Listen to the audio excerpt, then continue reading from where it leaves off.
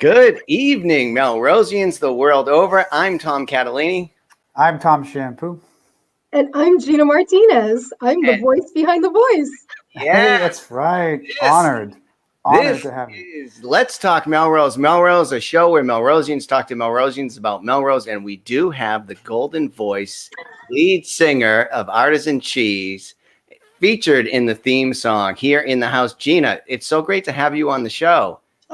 The pleasure is all mine. And now I know how Tom Shampoo really spells his last name. Oh, there you go. It's a trick, isn't it? It's a difficult one. Yeah. Very nice. Yeah, I like that. Oh. Well, thanks for having me, guys. It's a pleasure. Thanks for being here.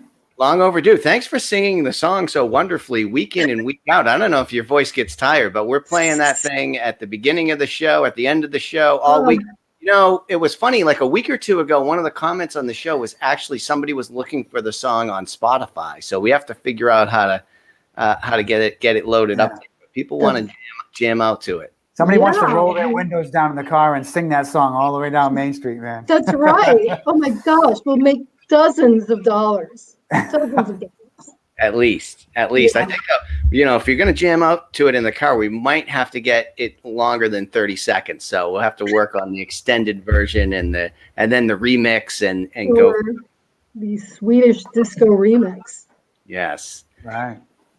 All right. Tom, how you doing this week? I'm doing well. It's two Toms this week. Two for the price of one. And Gina, thank you very much for being here. I'm okay.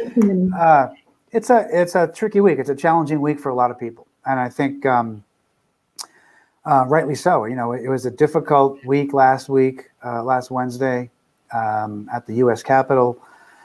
I think a lot of people are still processing, myself included. We're still watching the news every day, trying to understand this. And so, I think these are trying times for the U.S., but I do believe that this is the time that the U.S. can come together. We're dealing with a pandemic. We're dealing with political issues. And I really am hopeful that the U.S. can come together the proper way and make sure that we can move forward. Yeah.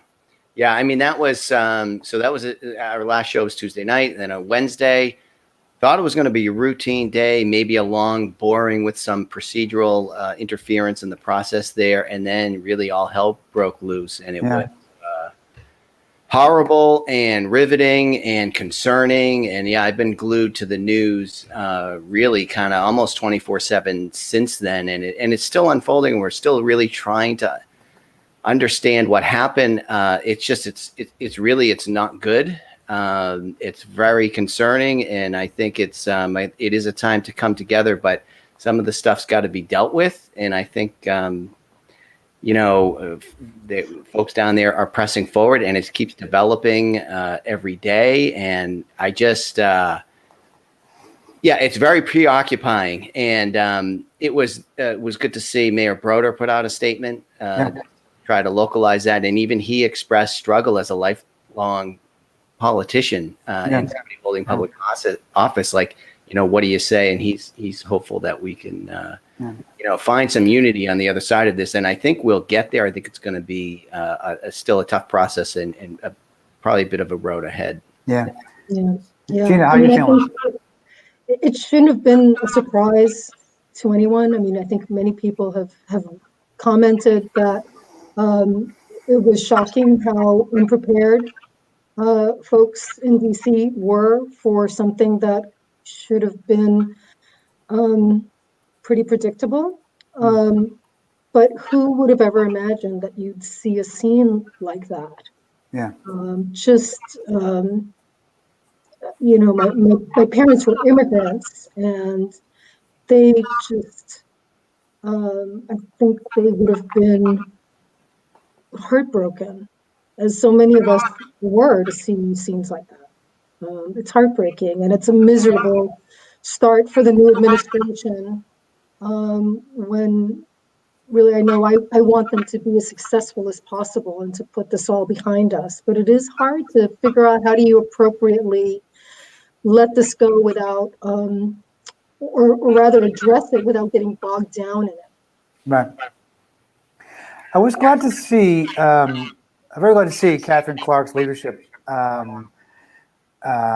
she was on CNN, she was on MSNBC, she was on some other channels too, and I think it's really important to feel like our local politicians have a voice nationally, and she was really certainly using her voice and making sure that that the position of the entire party was heard and the reasons why were made known. So I really feel good that our politicians are speaking up. Again, Tom, you mentioned Paul with his op-ed piece.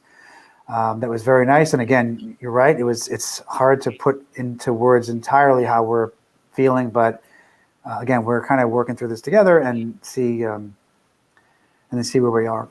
So it's funny because we just seen Catherine back in the district the weekend before last Wednesday, and so it's nice to see her around town. And then it was shocking to see, I guess, like Gina, like you're saying, it's maybe it's not surprising, but it's still shocking. Yeah. And then to know she was in the room and they were under siege, and then to see the leadership emerge and pretty quickly. And, that I was happy to see that aggressive tone. Like, it is tempting to want a lot of things to be behind us and to move on. But this shit's got to be addressed. And so I have appreciated her leadership, Tom, like you're saying, and the tone and the content. And it's just at some point, enough is enough. And no matter what's going on, even though there's a worldwide pandemic, a new change of administration, it's overwhelming kind of what's happening. But bad things got to be addressed, or they're going to get worse. And even if this won't be the low point if it's not addressed. Yes. I was with a friend today, and we were talking about this same issue, and I was commenting that it's really odd to feel like there's a global pandemic, and nationally in the U.S., where tens of millions of people have been infected, and 375,000, I think, lives have been lost tragically. And it's not the top story in the news. Right. Isn't that crazy? There's a lot going on. Yeah. It's just really, it's really too much almost. So that, I guess, sets the backdrop for our show, which is about the local news, but that all trickles down to Texas. We talked about that, and Dr. Kuchenberger needing to deal with things at the school system level that should be dealt at higher levels, and so on and so forth. But let's move on to the news.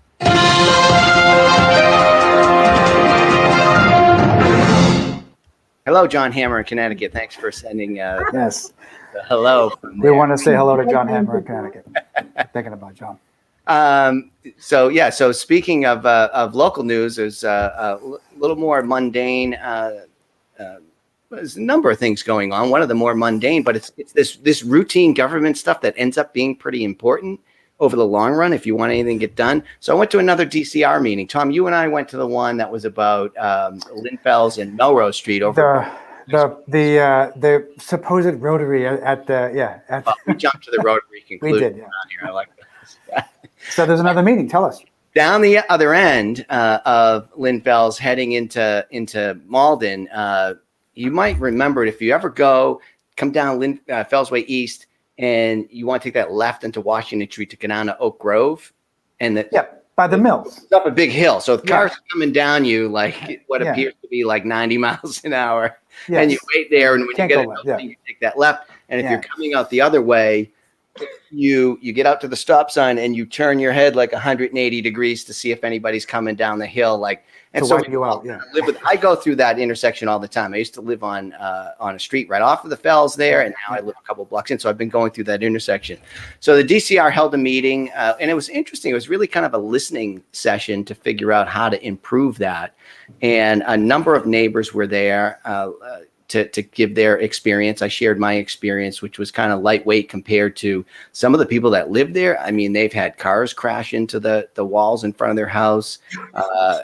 Some of the things, like I'm talking about the experience as a driver going through that intersection. They're talking about like, I'm afraid to walk my kids down this sidewalk with like a guardrail and all that. But deputy engineer of something, Jeff Parenti, our fellow Melrosian, was running the meeting. So we've got a guy who lives in Melrose and goes through that intersection all the time. Once again, listening to the public, and they did it in a way that they didn't have like a much of a presentation other than to listen, although they did share some sketches of ideas, and they had some cool things like how you might really make some significant changes to slow traffic down over there. So all this stuff has to be designed, has to get funded, has to go on and on. But I always like seeing the process in moving forward. Sketches are fun because it's kind of vision that we can get ourselves connected to. Oh, I like that idea, or I don't like that idea. But it's kind of good to see that stuff.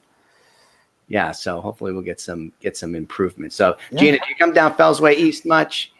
I do, but I'm probably the one who's like driving 90 miles an hour. You're the one we're trying to slow down. Toughen up, Catalini. So what would slow you down? If the road got narrow, like they talked about, one thing is like they put in a median thing, and they I don't know the terminology, but there's basically things to make it narrow so you have to slow down. Or are you, Gina, do you just thread the needle? You just I'm banking it on two wheels. Close one eye and go. It's what the professionals call the design speed of the road. It suggests to you, the design of the road suggests that you can go faster.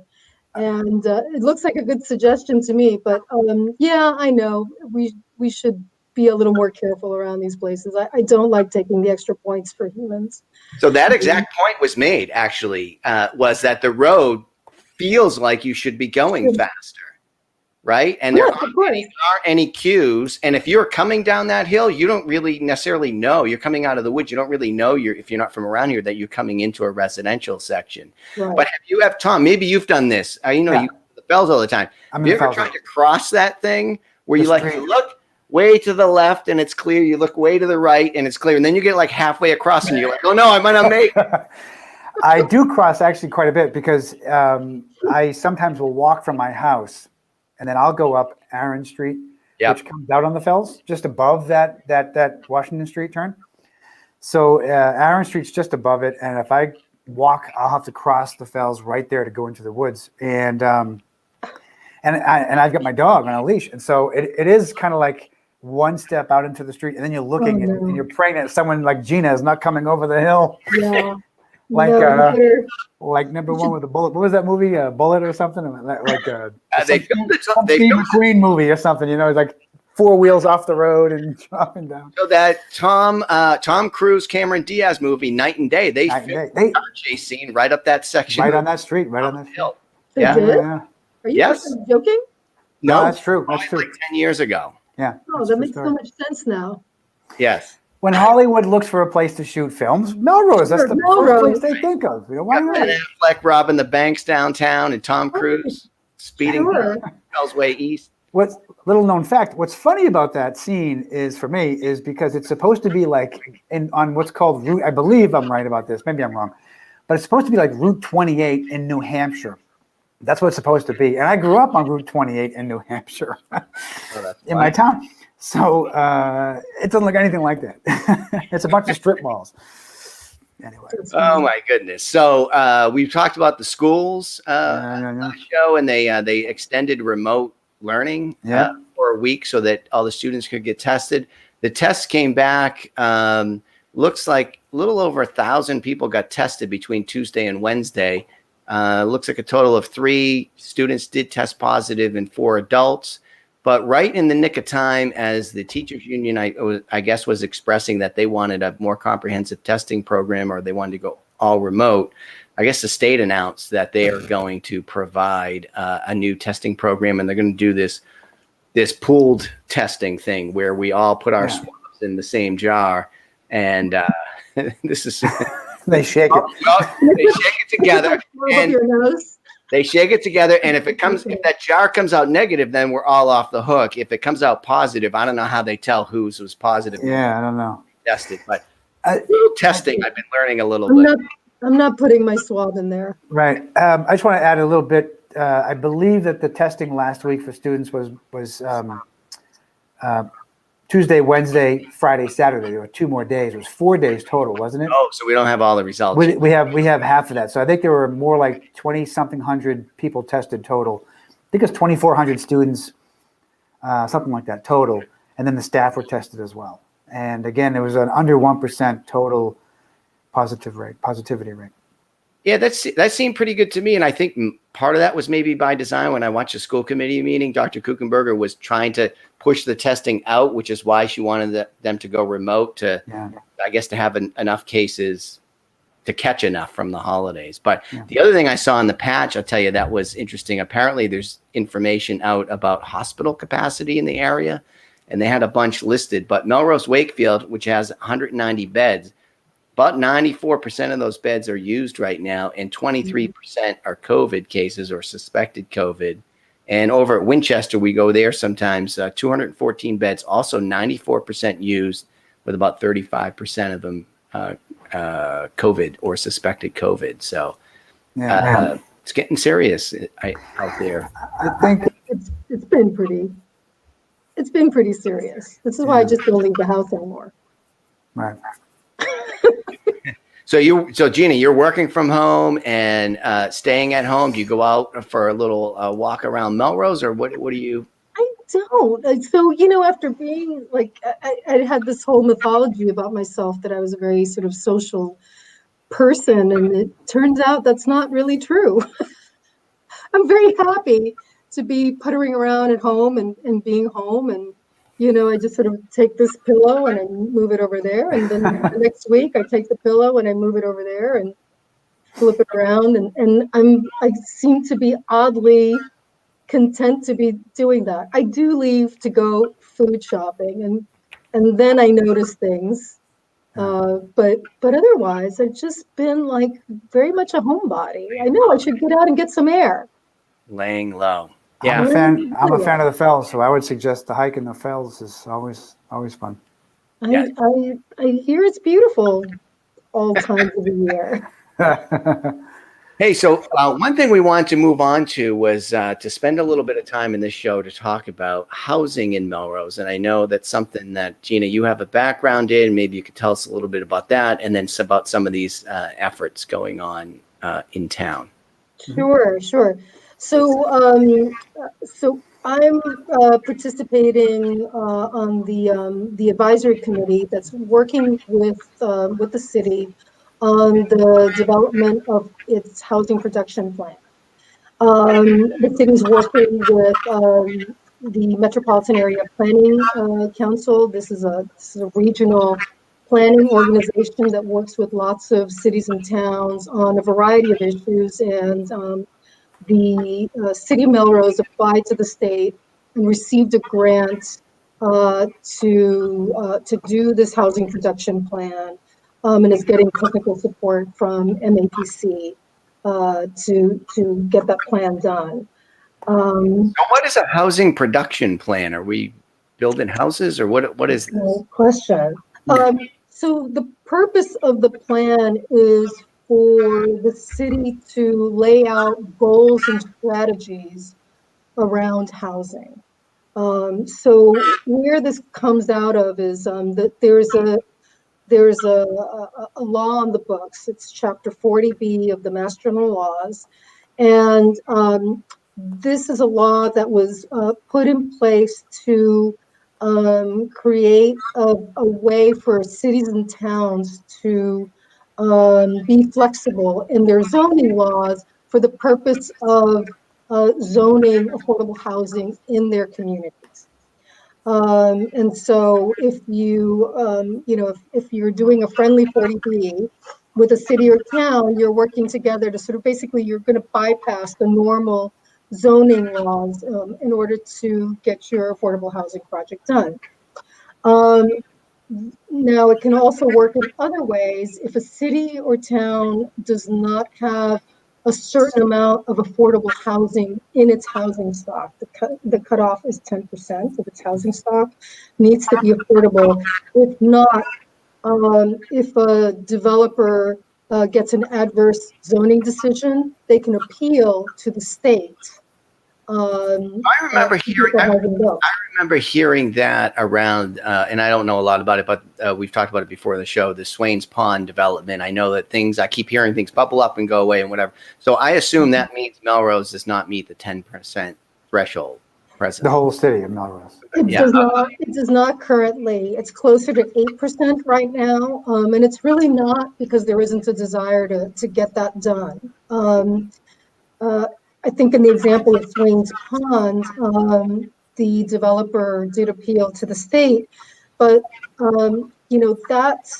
that site is it's not close to any public transportation. They were proposing a very large number of units for that site, which would have, required a lot of, parking to get anywhere from there. You'd have to, drive to come and go.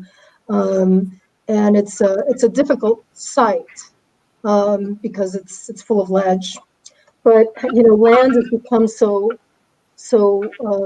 valuable. It's so hard to come by in large swaths where you can put a development of any size that it becomes more desirable, more feasible to spend the money, blow up the ledge to build the housing because housing costs are so high, housing prices are so high, rents are high. They've been climbing. I think many Melrosians will attest to the fact that housing costs have gone up significantly in recent years.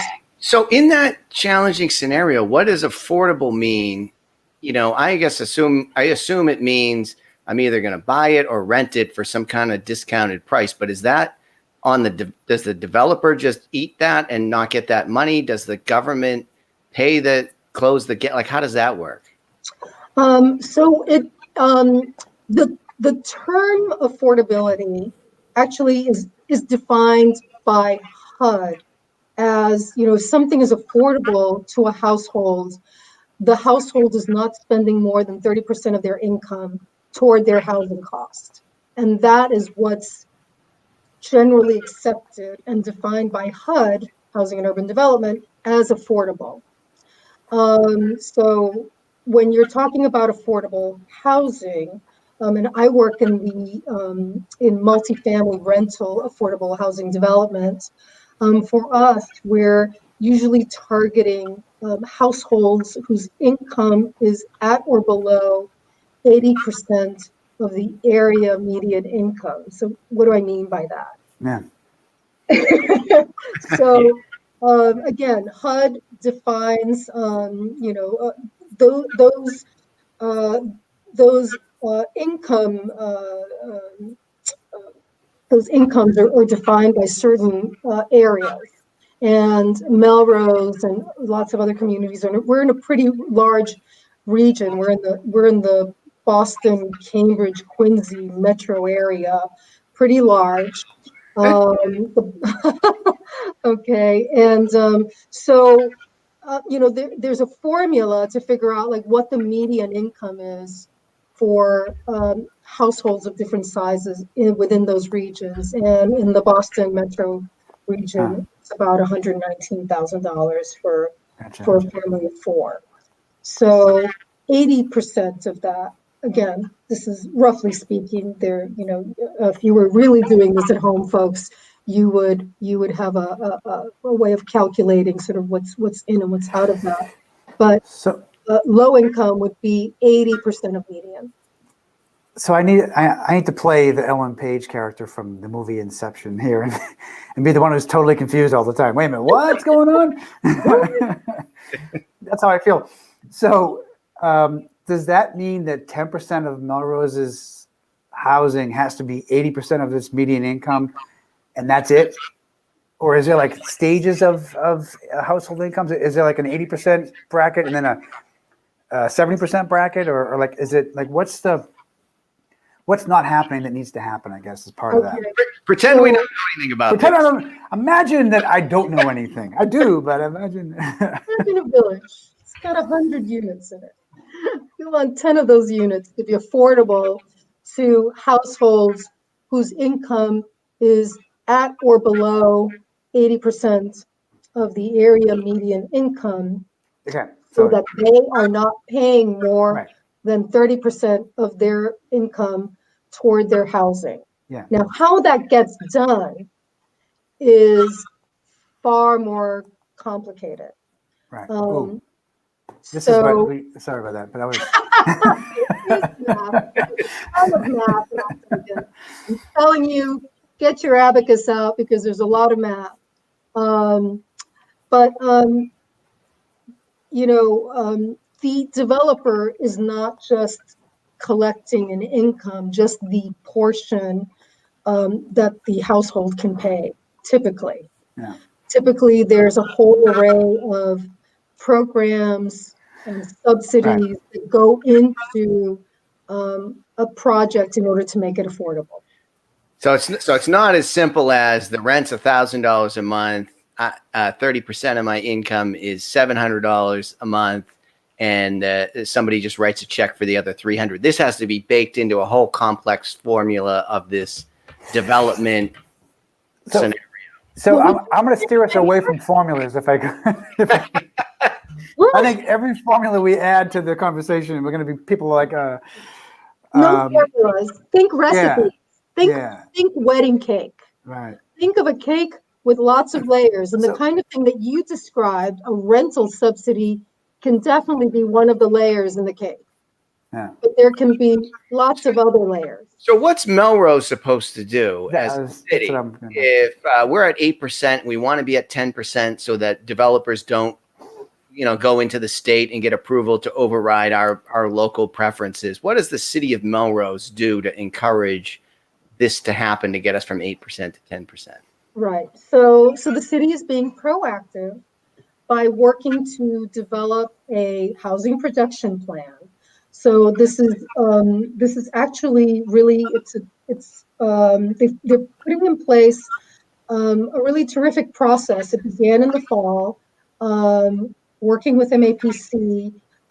We put together recommendations for ways to engage the community. Since we started in the fall, we have got an online open house where we encourage Melrosians to go on, and you can fill in take a survey, and have some input in and we'd like to get your thoughts through the survey about what you see as the needs. We've also had an online webinar where we presented some interesting demographic information that the city staff and MAPC have been working to gather. And it's been pretty eye-opening for some people to learn certain things about the community. For example, like a third of Melrosians are renters. Yeah. Actually, that was surprising to some people. Yeah, I didn't know. So the effort to get from 8% to 10%, as Tom pointed out a minute ago, is that only with new developments being built? Can you retroactively assign existing properties to become part of that to help make that gap of 2%? Like, what is it that needs to happen to get us from 8% to 10%? So we would use the plan to put in place some strategies for meeting our affordable housing goals. Right. And affordable housing really, it needs to be deed restricted. It has to, in order to, you can't just sort of go back and sort of declare this affordable. I declare you affordable. That's not really the way it works. So what the city do is work with developers, look for opportunities, use multiple, tools in the toolbox to help add affordable units through a variety of ways.